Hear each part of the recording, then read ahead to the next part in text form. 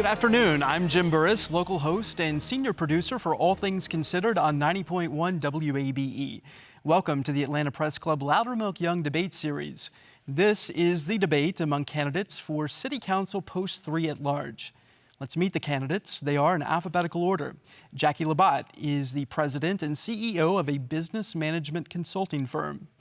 Ralph Long III is a real estate broker and owner of a realty company. Jodi Merriday is the CEO of Diplomacy Incorporated.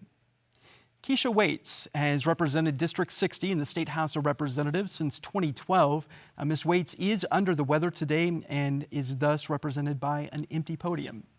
And Sherry Williams has worked with numerous organizations, including the Georgia General Assembly, Georgia Stand Up, and the New Georgia Project. Well, now let's meet our panelists. Riley Bunch is a public policy reporter for Georgia Public Broadcasting, and Donnell Suggs is the development reporter for the Atlanta Business Chronicle. Now, for complete rules on today's debate, please visit the Atlanta Press Club website. That's atlantapressclub.org. To start the debate, each candidate will be asked one question by one of the panelists. Candidates have 60 seconds to answer each question. And Donnell Suggs, you get the first question to Sherry Williams. Ms. Williams, last week you were a guest on the Advancing Black Business PAC Forum. My question to you is, what are your plans to bolster a diverse business community and help pre-existing minority-owned businesses? Well, thank you for that question. Being a former banker and a former mortgage lender, I am equipped to help small businesses and medium-sized businesses specifically to navigate the realm of finances. I'm also set to help them with policies, new policies that will streamline the process of them getting their business license and other things that they have to get from City Hall. Right now, it takes too long to get your business license and to qualify for other programs and projects that the city has.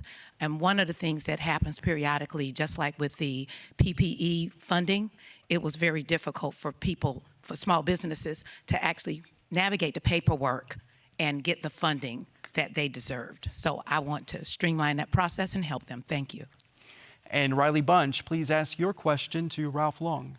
Mr. Long, you've said that income inequality is one of the biggest issues facing Atlanta.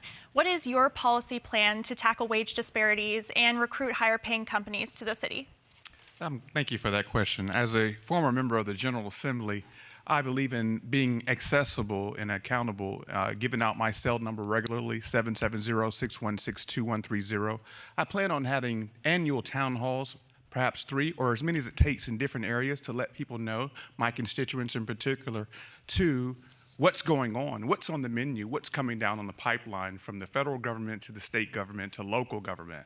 If you keep informed on my website at www.ralphlongii.com, you can stay informed, and I plan to answer any questions by people just giving me a call.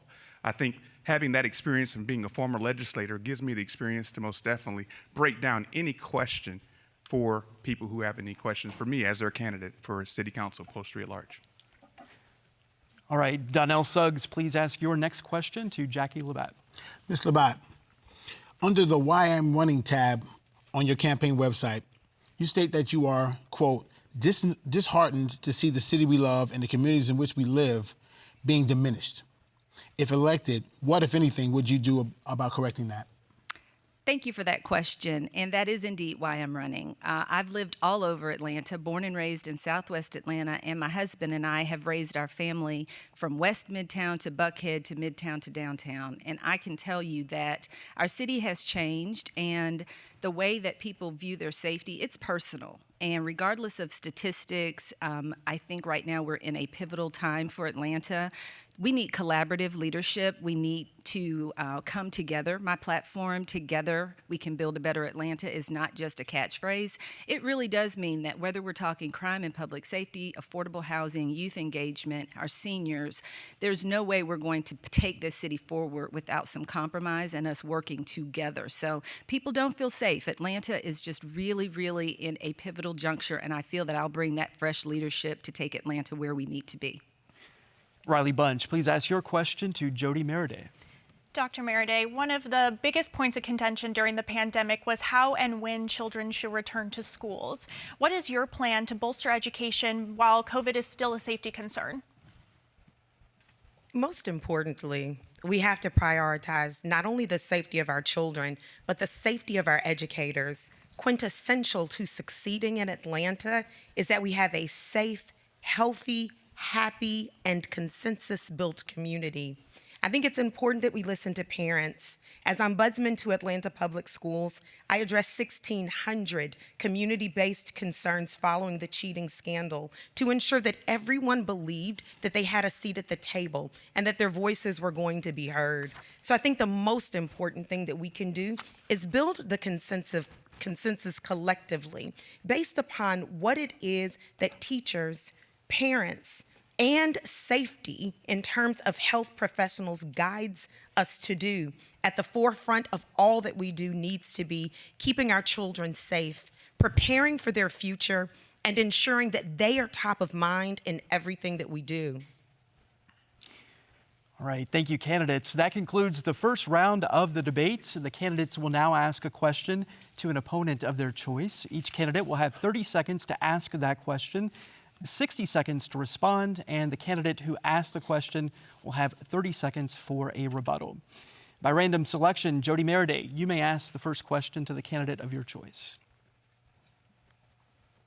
I would like to ask a question of Jacki Labat. Thank you. Jobs were defunded, money shifted, and construction tailored because of projected City of Atlanta budget shortfalls. How much is that shortfall in your estimation, and what can be done to balance the city's budget?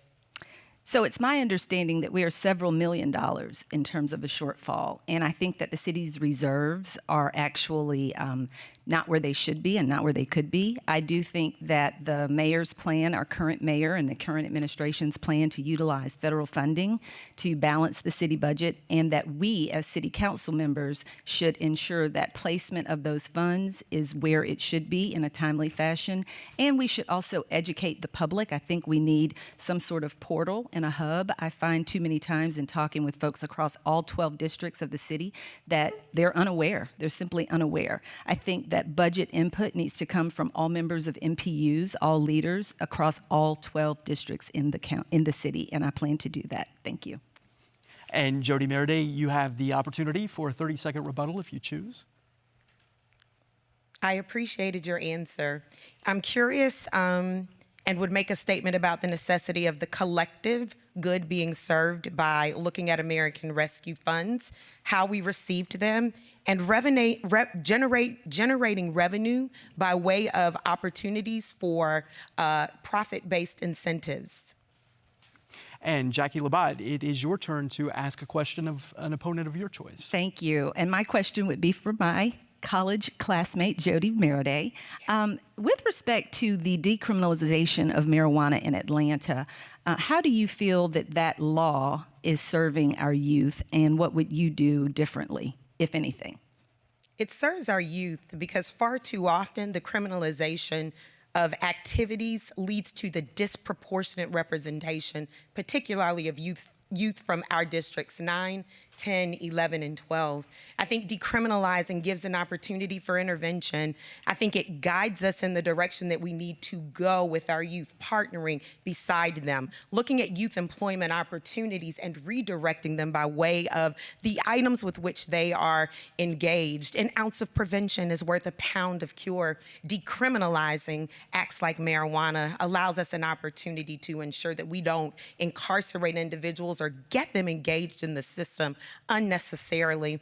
I definitely believe that that is going in the right direction, not only with marijuana, but decriminalizing many other acts that disproportionately incarcerate people in our communities.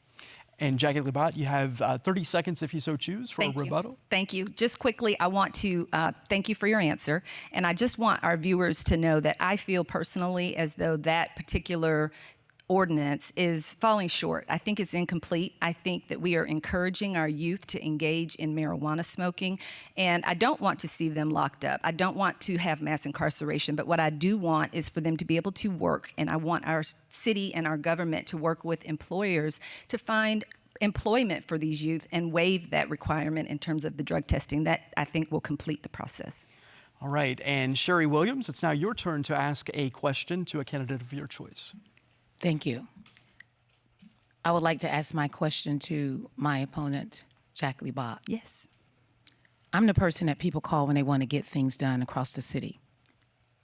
I funded sidewalks on Campbellton Road, and I funded the Moore-Marta Campbellton Road Greenbrier leg.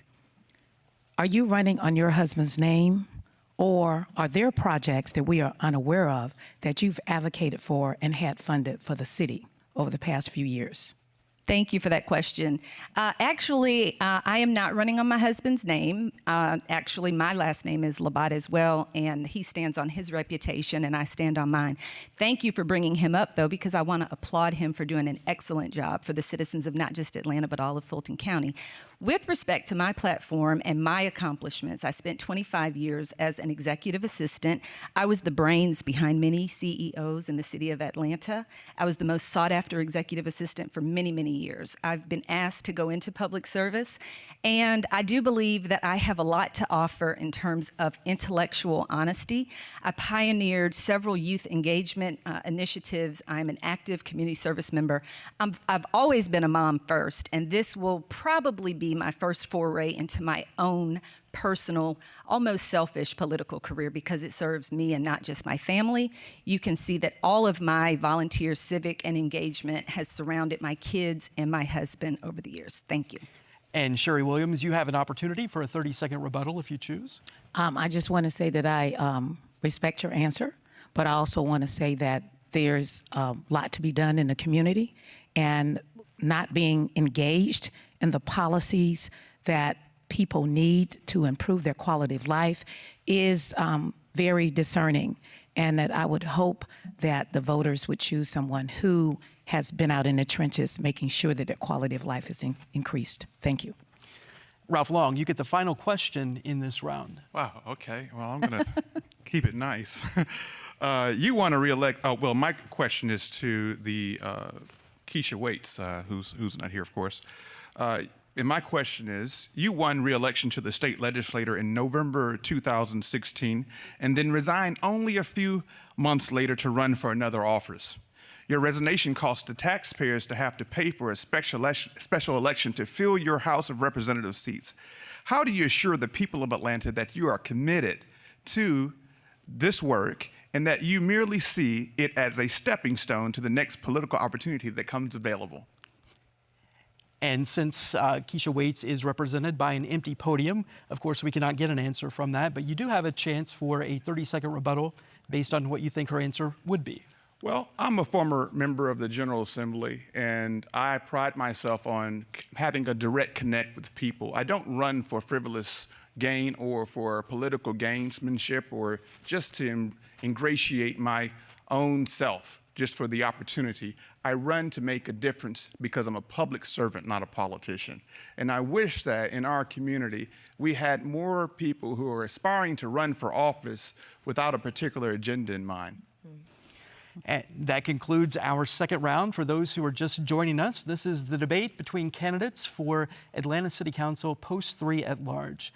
We will now go back to the panel to ask questions to the candidate of their choice until we run out of time. As moderator, I may also ask a question of the candidates as I see fit.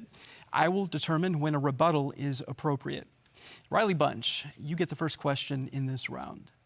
Ms. Labat, yes. Voters are concerned about a rise in violent crime. And a lot of the issues we're seeing is that policy solutions are reactive and not preventative. What is your long-term plan to address the rise in violent crime in the city? Thank you for that question. So I do believe that we should have more of a focus on prevention as opposed to solving crimes. I want to applaud the men and women of our Atlanta Police Department because they have had somewhat a tremendous amount of success in doing just that. But I do think that in terms of our city ordinances, in terms of not having a municipal jail, that's fully functional. It was a starve the beast model to get that jail empty on purpose. But I say that to say we need to create an environment in Atlanta where we are no longer an opportunity zone for violence and crime. We need to staff our police force, and we need to have not just visibility, but community engagement by our officers. We need proper training, and we really need to rebuild the trust with the community. But we must support from the top down in our administration, our law enforcement, public safety, and work with our community to ensure that all of our needs are being met. Safety is a personal feel. Donnell Suggs, it's your turn to ask a question. Mr. Long. Yes. You gave out your cell phone number earlier. Yes, sir. So this question is a people kind of question. Yes, sir. With early voting beginning this week, what would you say to the people who called you if they were to call and say, I'm on the fence, I'm not sure if I need to vote at all? What would you say to them? Well, it depends on the neighborhood that they live in. Being a lifelong Atlanta resident, I can speak directly to issues that are germane to their sector of town. And being a former legislator, I can then apply solutions to their level of government, that whatever they need, and help them understand what their choices are. I give out my cell number because, one, I want to do the work that it takes. It takes work. It's not a pretty job to be an elected official. It's not something that, I'm not aspiring to be worshiped. I'm aspiring to actually benefit the people of this city because I'm fighting for the soul of the city. So answering your question is very important to me. So I would simply tell you, basically, this is what you need to do. I would line up the actual offerings of the state, the actual committees of the city council that's germane to your particular issue in mind. And most definitely, I would always encourage you to get involved with your civic involvement and your civic duty. Thank you. And Ralph Young, I would like to follow up on that and ask you a question. How would you define the soul of the city? Well, right now, with our mayor just inexplicably, in my opinion, just stopping, this seat is open, and we weren't planning for that. Atlanta's in a crossroads right now, and people are wanting leadership at a time where crime is out of control, or they want answers from their elected officials, and they want their elected officials to stay in office and provide those answers during tough times. We have a cliquish mentality in Atlanta that needs to be, I would say, put in the rearview mirror, and we need to strive for what's best about Atlanta, and that's unity between North and South, East and West, our beautiful weather, our climate. Let's remember that we are a southern city with the best restaurants in the United States. This is Atlanta. When I'm fighting for the soul of the city, I'm also fighting for those legacy homeowners that are being displaced right now because of rising prices. I'll fight for you. Thank you. Riley Bunch, your turn to ask a question. Dr. Merriday, so along the same vein, recent polls show that voters aren't optimistic about where the city is headed. Can you talk about one policy decision that city council members previously made that you believe was a misstep, and what would you have done differently? Building consensus, I think, is at the heart of civic engagement by elected officials. I do not feel, in relationship to Cop City, that there is enough engagement of citizens and inclusion of their voices in the final determination. We have an opportunity to look at a voter engagement model that has over 425,000+ people. However, only a quarter of them show up to vote because they've lost confidence in the fact that when they speak, that their elected officials hear them, will carry their narratives and their voices forward. What I would do differently, consistently, is ensure that there is engagement of all parts of our city, everyone's voice having a seat at the table. Without question, I am a voice for the people. That's my legacy, my record, and as your city council person, what I can assure you is that I will represent and reflect that to you as a mirror of your voices as a representative on Atlanta City Council. And Jodi Merriday, I would like to ask a question of you. There's long been the number 2,000 floated for the optimum number of police officers in the Atlanta Police Department on the force. Right now, it's considerably less than that. What number would you say is appropriate for policing the city of Atlanta? The question of policing is a complex question. I don't think it's a question that we can exclusively answer by naming them officers. I think we have to be thoughtful about responders and alternative diversion programming, as well as our PADS programming. I think we need about 300 responders who are trained professionals that can de-escalate mental health escalations, that can address substance abuse issues, and provide wraparound services to our citizens. The idea of engaging police officers means that we want them directed towards addressing the most violent and heinous crimes in our city.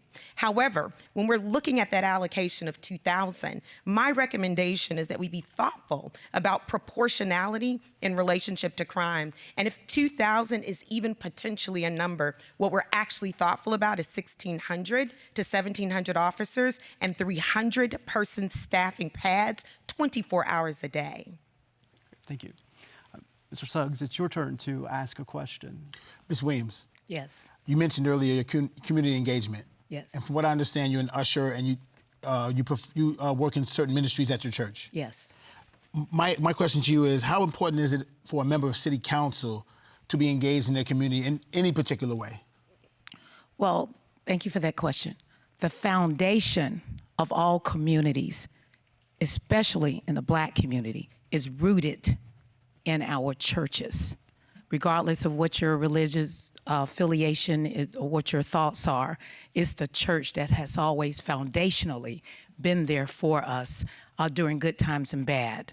And the church is the place where people go for refuge. They know they are not judged, and often they do not have to go through tons of paperwork in order to get what it is they need. It is the church that has been there for us over the decades and centuries that have allowed us to come together and work together and overcome obstacles. So to work with our churches, that's where we get a lot of community engagement. People know that that's an area that they can trust. Those are people that they can go to and not be judged. And it's important. Thank you. Would anyone care to offer a rebuttal to that? No? No. I would like. Oh, please. Well, Please, go ahead. Who, me? Okay, Oh, I'll Yes, take Mr. it. Longy first. Well, it's not a rebuttal against it, but the church is most definitely a place and a welcome for all. Not just the church, but to be an engaged community member that people can go to, regardless of whether they're of their religious affiliation or whatever beliefs that they are. A city council person has to speak for all people, white, Black, Republicans, Democratic. This is a non-partisan race. And so making yourself available to anyone in the city of Atlanta is most definitely first and paramount on being an elected official. And that's what I'm about. And that's why I want folks to vote for me for Atlanta City Council Post 3 at large, because I'm here for you. And so you can call me directly and not have to worry about your religious affiliation. My real estate broker background teaches me I've been trained on fair housing laws. And so any particular person, any sex or creed or whatever can come to me. And I appreciate you and get some issues solved. Jodi Merriday? I appreciated your answer. Spirituality is at the soul of our city. I also think we have an incredible missed opportunity in our neighborhood planning units. I think we have to capitalize, organize, and build a repository where we collect on a monthly basis what the input is from our NPUs to have a macro vision of what's going on in our city. We've missed the macro picture. The engagement is often not derived from looking at where we are collectively. So in addition to you talking about the necessity of the foundation of churches and synagogues and mosques and beyond being a foundation, it's also incredibly important that we really capitalize upon our NPUs and our community-based organizations to guide and direct us toward what we should be prioritizing, the opinions that are the most profound and consensus-derived. Jacki Labat. Yes, thank you. I do want to respond and say I do appreciate that question as well. I feel as though COVID and this pandemic, which is ongoing, by the way, I think this time last year we thought we'd be post-pandemic, it's impacted in a very negative way the community engagement, community response, and involvement in city government and politics. We've ended up with days on end of public comment, and people get tone deaf, quite honestly. And so I think that we do need to find more creative ways to engage in person our communities, and if it's through our churches, if it's through our civic centers, being involved and having a laundry list of accomplishments and organizations that you're involved in is wonderful. When you get in office, it's about being accessible, it's about being transparent, it's about returning phone calls, it's about answering emails when they come in, and that's what you'll get with me. Thank you. Can I add to that?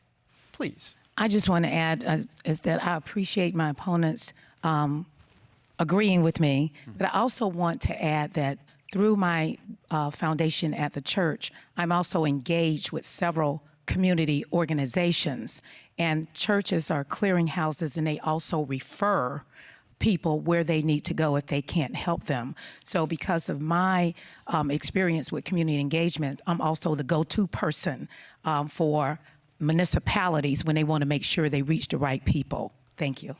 Thank you, candidates. We're in a somewhat unique position in that you all have been so concise and wonderful with time that we have time now to ask each candidate the same question. So for the remainder of the round, every question will be to all four candidates. Riley Bunch, it is your turn. Mr. Long, I wanted to go back to the question I asked you previously in the first round, I believe, and give you the opportunity to talk about a little bit your policy plans to address income disparities, inequities, and wage disparities. Okay, well, one, an income disparity would be, I would say, streamlining the permit process. There are a lot of individual investors or entrepreneurs in the city who like to be involved with building affordable housing, but they can't because the permit process actually takes so long that disqualifies them out of the financial opportunity. That's one. Highlighting and being an advocate for Atlanta home-based grant programs for building affordable housing. We have Invest Atlanta and a few other programs.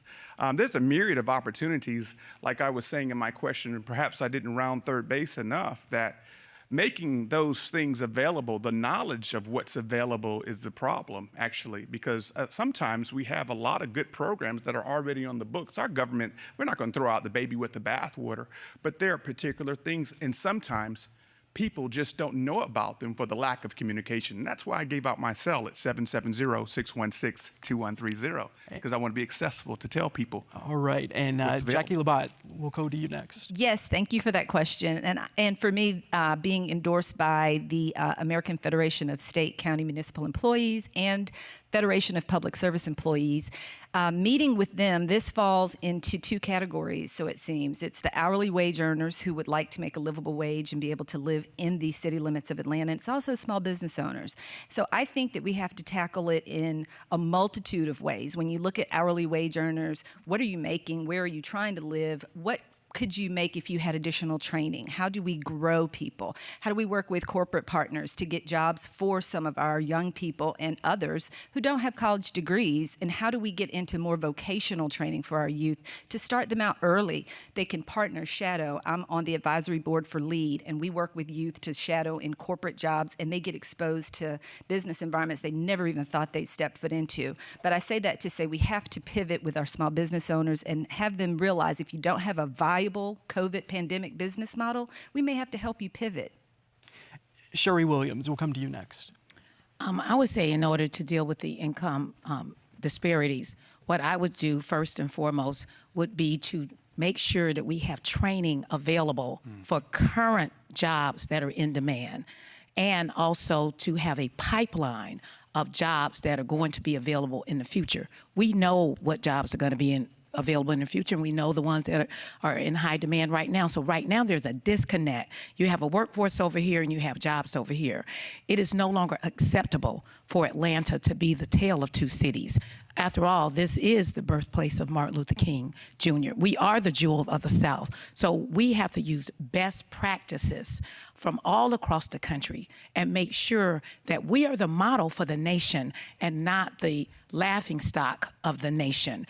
We have an opportunity to elect the right person who is already involved in policy as myself. So that's why my election is important. Thank you. And finally to Jodi Merriday. The Committee for Better Atlanta identified equity as quintessential to how we move our city forward. It's a priority, and addressing income inequality requires that we look at systemic and institutional inequalities, starting with, of course, education.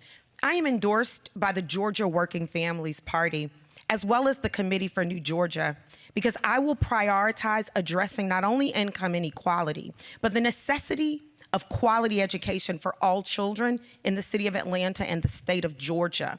I think we then have to look at youth employment programming. We look at symptoms rather than sources of challenges in our city. I will get to root causes. I will build consensus.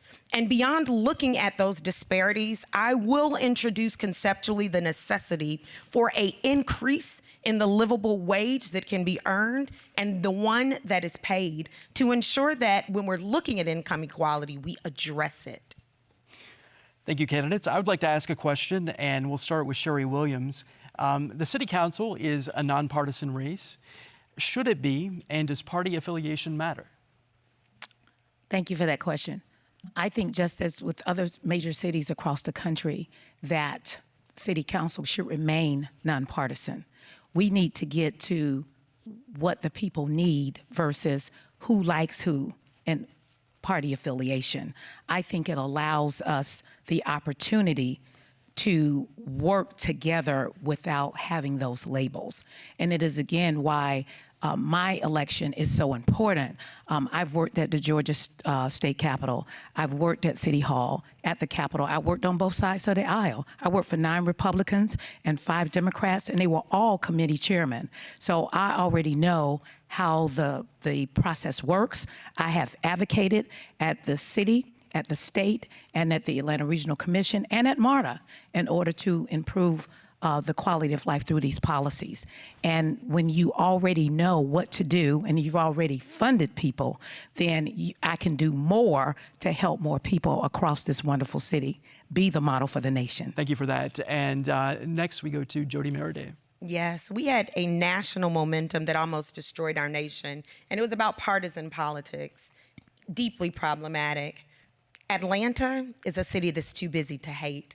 We should absolutely remain nonpartisan because our city is full of intellectuals and voices that, although they may divert in reference to opinions, we bridge and build together every day without consideration for that partisan component. So I absolutely advocate yet again for this race to remain a nonpartisan race. I think it's also incredibly important to think about the quote unquote team of rivals that Abe Lincoln talked about.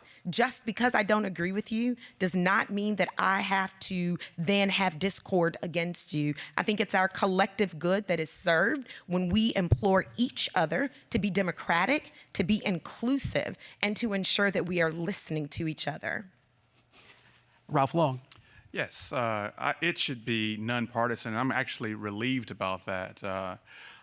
As a former legislator, I serve proudly as a strong Democrat and still a strong Democrat, but I focus on the whole pie, 179 of my colleagues and all 56 senators. And I think that experience will be most definitely beneficial when I can walk on the Capitol floor to help ease the pain of why Buckhead wants to succeed from Atlanta. I talked to former Republican legislators who are very prominent in Buckhead and proudly spoke and say, hey, we could be on the same team with this particular issue. Let's reach out to those folks, and if Buckhead would just give us a chance to provide the constituent service, to get our act together, to work for the city of Atlanta. In addition to that, I don't like it when parties meddle in nonpartisan races, because being nonpartisan like this allows for a pure opportunity of service for constituents. And I'm refreshed and relieved at that opportunity. And that's why I think I'm the best candidate, having that experience and can bridge the gap and bring people together as a unifier. And Jacki Labat. Thank you. Thank you for the question. I absolutely believe that city council races and municipal elections should be nonpartisan. That's one of the beauties of my campaign. This campaign for me just sort of came up naturally. And it was because I have so much support across the city, from Bankhead to Buckhead to West Midtown to East Atlanta. People of all races and backgrounds, people across party lines.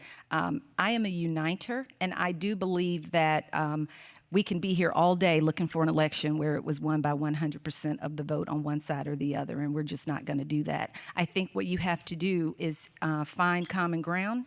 You have to have people willing to compromise, and I think whether you're Democrat, Republican, or otherwise, we have been very polarized lately, not just in Atlanta, but as my colleague said, nationally and beyond. It's time we bring Atlanta together, which, as I said, together we will build a better city for all of us. Thank you.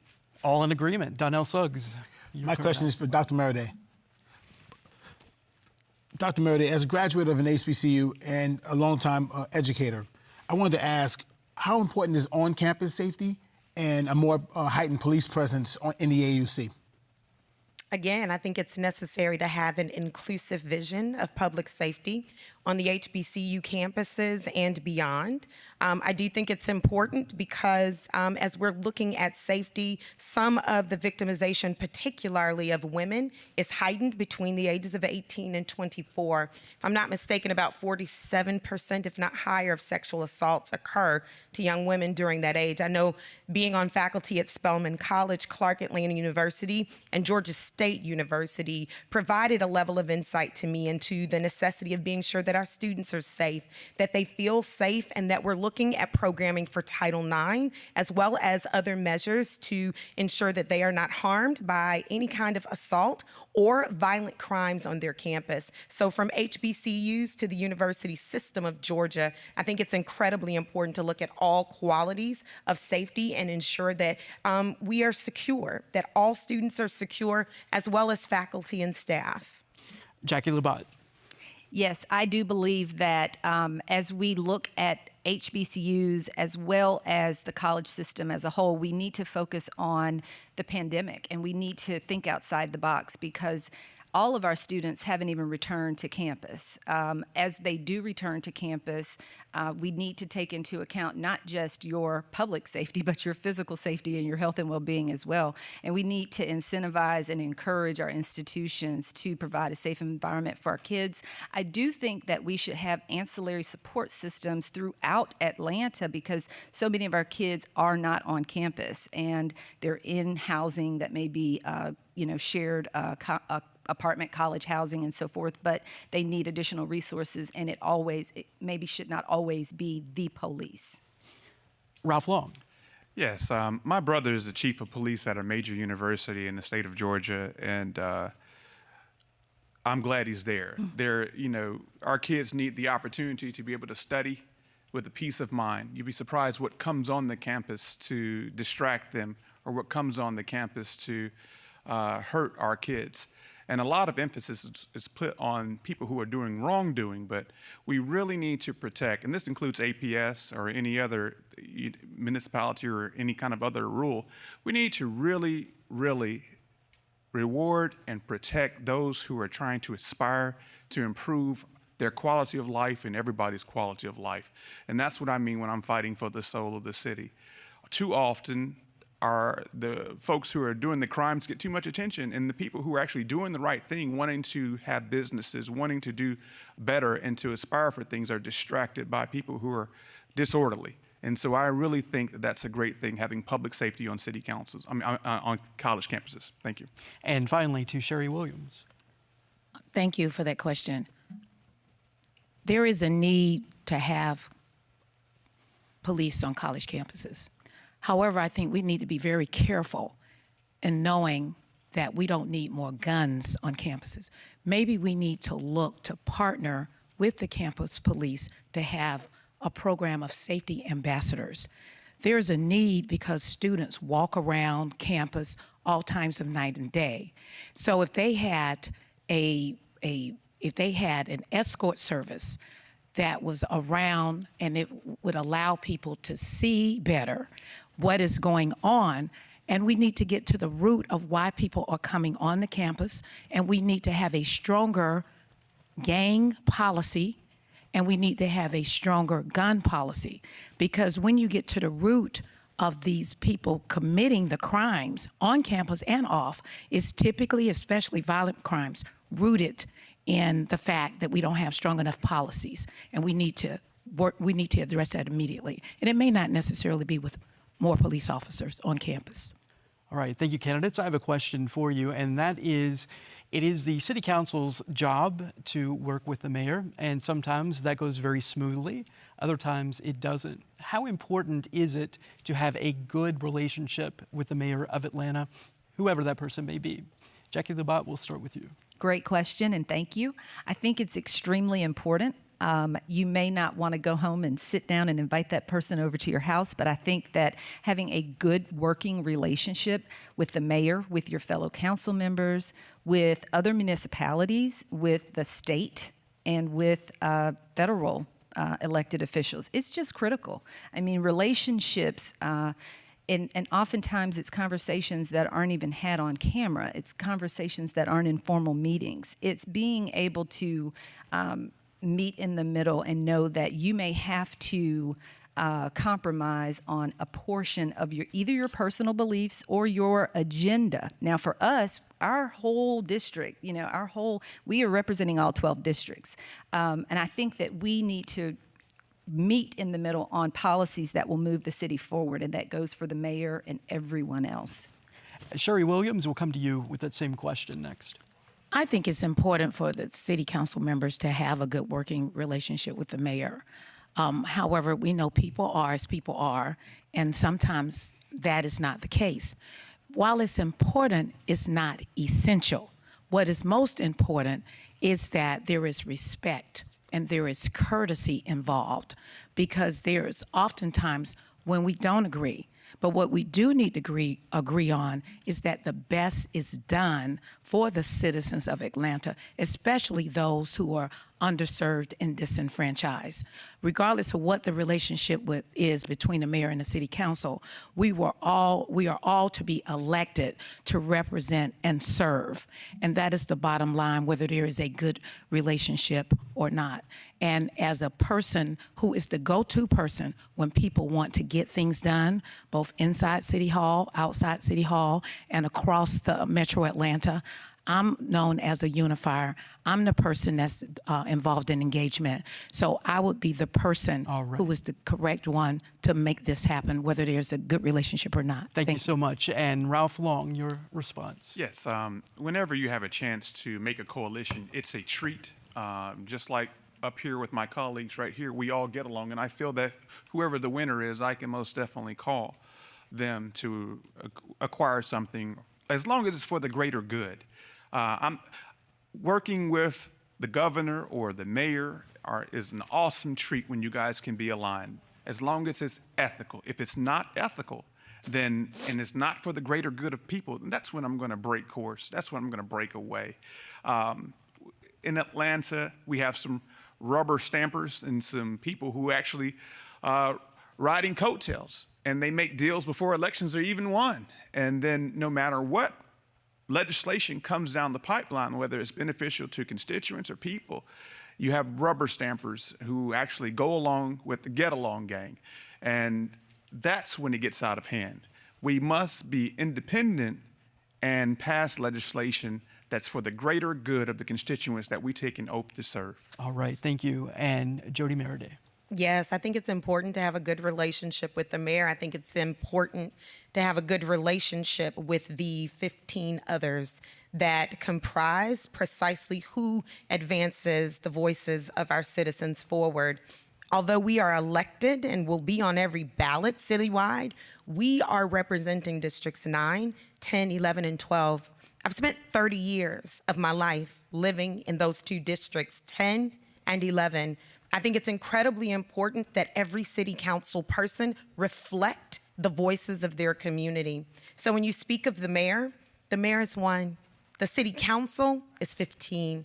What I would be looking to advance is what I think is a murmur throughout our city, which is that our city council has got to be comprised of people who represent the voices of their community. And I would be a voice for districts 9, 10, 11, and 12, inclusive of engaging everyone citywide to understand what's in the best interest of the city. Thank you. Riley Bunch, you may ask a question. I think we would be remiss if we didn't talk about the Buckhead secession movement. So my question to all candidates is, what is your position on the city of Buckhead seceding from Atlanta? And in the first 20 days you're in office, what is your plan to remedy whatever outcome? And we'll start with Sherry Williams. Thank you for that question. I was just canvassing in Buckhead on Sunday, and the people that I talked to in Buckhead, they actually are not in favor of the secession. And because it would be devastating to the city of Atlanta financially, it's actually not a good idea. There's strength in numbers. And right now, Buckhead's number one issue is crime. Guess what, folks? There's crime all over the nation. There's crime all over the state. So if we want to deal with the crime problem, we need to do it working together with 21st century policing. And we need to understand that the crime in Buckhead is actually being amplified because they have the voice to do so. There is crime going on all over the city. We all want the same thing. We want safe neighborhoods, we want beautiful neighborhoods, and we want thriving neighborhoods. And working together, the entire city, we can make it safer together, not coming apart. Ralph Thank you. Long. Yes. My plan of action is to speak directly to Buckhead constituents and offering my information and taking care of the constituent service issues that they have in regards to crime. Sanitation's another one, picking up refuse. We all know that hasn't been done, and talking directly to the voters. In addition to that, there's some divisive politics going on there to trying to pull Buckhead away, because the majority of people that I've called in Buckhead want to stay for the same reasons that my colleague mentioned before. And those folks on partisan sides that want to divide our city, we're going to go after those folks, whether who wins or not. If we don't win, we're going to go after those who are being divisive to want to divide our city. Buckhead is a treat. Buckhead is where I aspire to, when I was doing bad in school, I went up to Buckhead and got my grades together because I saw the houses. Appreciate you. Love you, Buckhead. Jodi Merriday. I have a long memory. I don't support that Buckhead would secede. I started out at West Manor in Southwest Atlanta, and collectively it was determined that we were going to be bused to the north because of the civil rights legacy. I attended Warren T. Jackson. I attended Sutton Middle School and came back to attend Frederick Douglass High School. I'm a part of a dream that started in Atlanta 40 or 50 years ago around inclusion. Buckhead secession looks like exclusion. It looks like people are leading who don't have a long memory of the vision of inclusion for our city. So I don't support it. And I don't think that the majority of Buckhead does either. I think there are some individuals that have moved here from other cities that have some other alternatives for wanting to look at taking Buckhead away from the city of Atlanta. Atlanta's Buckhead. Buckhead is Atlanta. It took us a long road to get here. We need to stay steady on our course together. Jacki Labat. Yes, thank you. And this is a popular and great question. I think that the Buckhead City movement, quite honestly, is simply just divisive. I think that in looking at the feasibility study that was put out, it's very cursory, and that when you look through the detail, they speak to continuing to participate and partner with Atlanta Public Schools in some capacity and partner with Fulton County in terms of the library. I think this is where we need to just look at the elephant in the room and say that relationships matter. And if you do something so destructive to Atlanta proper, what type of relationships? I've heard of sister cities. I don't think that's going to be what we see. What type of relationships do those in a Buckhead city feel they're going to have as they try to maneuver in municipalities, Atlanta proper and beyond? I'm happy to see that there's a group of very reputable, distinguished Buckhead Atlantans who are opposing this and speaking up. And again, I think we just need to work together, and a new administration working with Buckhead will take us where we need to be. All right, we are starting to run short on time, but we do have time for one more question, as long as we all agree to keep our answers pretty short, about 25 seconds. And I'll ask the question, and that is, we know a lot of folks are coming to Atlanta in the coming decade. What does Atlanta as a city need to do to prepare for the onslaught of new residents? And Jacki Labat, we'll start with you. Thank you. That's wonderful in terms of what you're looking at in terms of long-term vision. I think we need to do many things. We need to have a short-term and long-term COVID recovery plan. We need to look at our infrastructure. We need to look at our spending. We need to bolster our reserves. When you look at housing in the city, we need to look at multi-tier levels and know what population of Atlanta we're trying to target and assist. Sherry Williams, 25 seconds. I think we need to look at the infrastructure. We cannot grow and be economically viable if we don't handle the issues that are involved with our infrastructure. That has to do with transportation. That also has to do with transit. We need to be able to move people across this city by expanding MARTA and improving infrastructure overall. Thank you. Ralph Long. We need to do what I would call an income feasibility trajectory study, and that's based on the income of each person or income studies of people moving to Atlanta and examining their quality of life and opportunities across the entire city so that Atlanta becomes a city for all, not just the wealthy. That's exactly what we need to do. We're losing, and I'm fighting for the soul of the city. And finally, Jodi Merriday.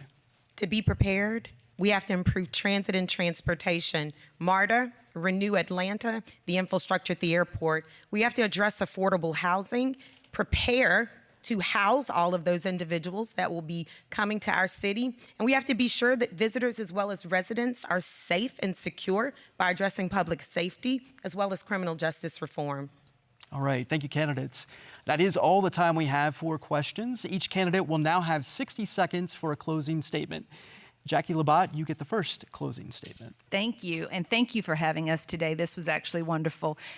Please, before I forget, I always do, visit my website, www.JackiLabat, JackiForAtlanta.com, and that's Jacki with no E.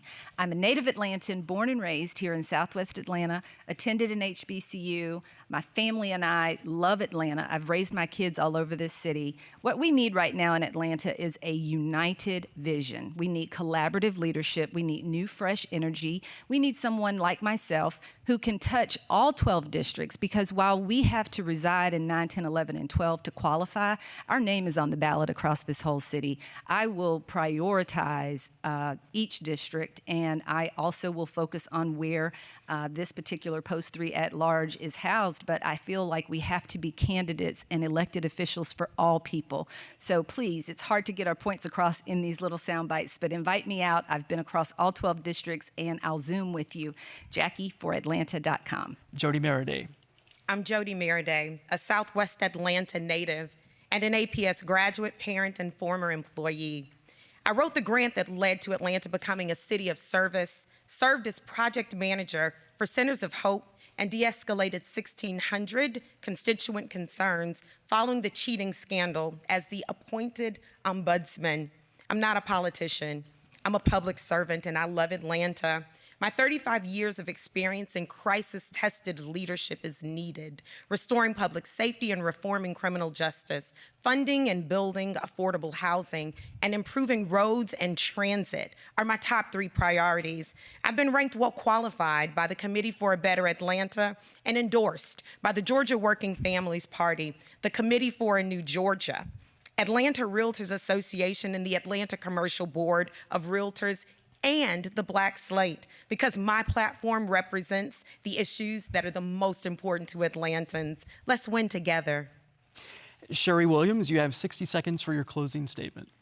Hi, I'm Sherry Williams, the best candidate for this position. I was asked to run for my friends, by my friends, because when people want things done, they come to me.